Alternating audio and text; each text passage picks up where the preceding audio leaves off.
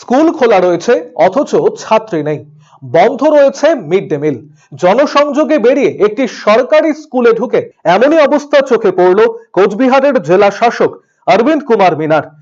এদিন জনসংযোগের সময় দিনহাটা 1 নম্বর ব্লকের মিশন গার্লস হাই স্কুলে ঢুকে পড়েন কোচবিহারের জেলা শাসক।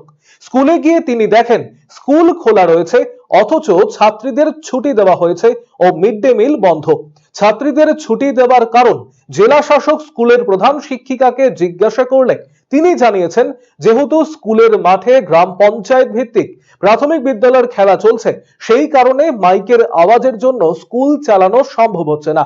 সে কারণেই তিনি এসআই এর অনুমতি নিয়ে স্কুল ছুটি দিয়েছেন।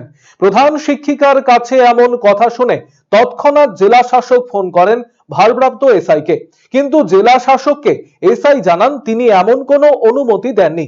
যদিও জেলা শাসক জানিয়েছেন এ ব্যাপারে তিনি প্রধান শিক্ষিকার লিখিত জবাব চাইবেন। আমার কাছে ছিল না, আমি বাচ্চাদের কাছ থেকে জেনেছি বা এমনি অন্য বাইরে থেকে শুনেছি, কিন্তু আমাকে ফর্মালি কিছু জানানো হয়নি, মানে লিখিত কিছু জানানো হয়নি। আজকে বাচ্চাদের আমি অ্যাজ ইউজুয়াল বাচ্চাদের আসতেই বলেছি স্কুলে, নর্মাল স্কুল হবে, কারণ আমার 24 তারিখে স্পোর্টস আছে, আমার বাচ্চাদের নিজেদের রেডি করার ব্যাপার ছিল। বাচ্চাদের এসে যখন দেখেছি আমরা ক্লাস করতে পারবো না, মাইক বাজছে, তখন আমি ফার্স্ট পিরিয়ডে রোল কল করে সমস্ত বাচ্চাদের বাড়ি পাঠিয়ে দিই। আর যারা প্র্যাকটিস করবে বলে বড় সিনিয়র মেয়েরা, তাদের আমি রেখেছি শুধু প্র্যাকটিসের জন্য। এই অবস্থা মিড ডে মিল আমার পক্ষে করা সম্ভব নয়, এটুকুই কথা। এখন ডিএম স্যার এসে এমনি বলছেন যে আপনি কেন মানে উইদাউট ডিআই এর মানে পারমিশন কেন আপনি ছুটি দিলেন আর কি। কিন্তু আমি সিচুয়েশন এখন লোকালি কিছু ইনস্ট্যান্ট ডিসিশন নিতে হয়, সব কথায় তো এআই বা ডিআই অব্দি পৌঁছানো সম্ভব হয় না।